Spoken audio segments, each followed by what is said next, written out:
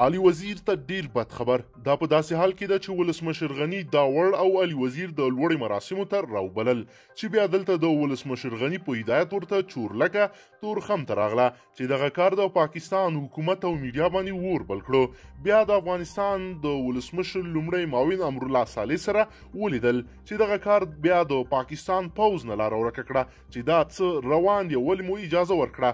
او بیا علي وزیر دلته په کابل کې ډیرې د درد ډکې او رازونه او ځینې حقیقتونه ویلې. دغه خبرو باندې اوس پاکستان غواړي چې د علي وزیر نه بدله واخلي. څه پلان یې ورته نیولی دلته یې له موږ سره وګورئ. قدرمنو لیدونکو السلام علیکم، وخت مو په خیر.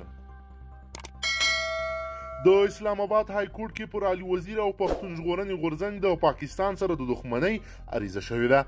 عریضه کوونکي له های کورټ نه غوښتنه کړې ده چې د پی ټی ایم او علي وزیر دې د ملي ګټو پر ضد کړنو کې ککړ وبلل شي، بندیز دې ورباندې ولګول شي. عریضه د خرم شهزاد چغتایي اډوکیټ وړاندې کړې او اصلي درخواست ورکوونکی تش په نوم پښتون او ځان د قبایلي سیمې اوسیدونکی بولي. د عریضه کوونکي نوم عبدالولي بلل شوی دی. د پاکستان په اساسي قانون کې د هغه هیواد هر وګړی حق لري چې په خپل هیواد د نظر اظهار کړي. هلته په قانون کې د بیان ازادي شته، خو تر ډیره بریده عمل نه ورباندې کیږي. بل لور ته د پی ټی ایم وکیل عبدالرحیم وزیر ویلي چې دا ډول عریضې او درخواستونو باندې عمل کول اسانه نه دي. هغه رسنیو ته وویل چې د یو تنظیم او یو سیاسي شخصیت خلاف دا ډول عریضه باید های کورټ یا کوم بل کورټ ته ونه شي، بلکې یوازې ستره محکمه حق لري چې پر دا ډول مسایلو باندې ځاني نوټس واخلي.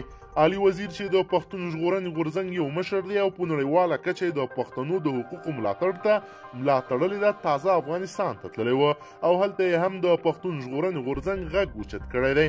علي وزیر او محسن داوړ چې دواړه د پاکستان د قومي اسمبلۍ غړي هم دي، په کابل کې د اشرف غني د لوړې مراسمو ته تللي وو.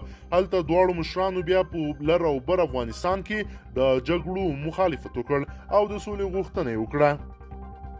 پښتون ژغورنې غورځنګ چې 2 کاله وړاندې په پښتونخوا کې سر راپورته کړی د پاکستان لپاره ډیر سرخوږی بلل کیږي او علت یې دا دی چې پښتون ژغورنه د پښتنو د حقوقو ملاتړ کوي او پاکستاني نه ورسره مني.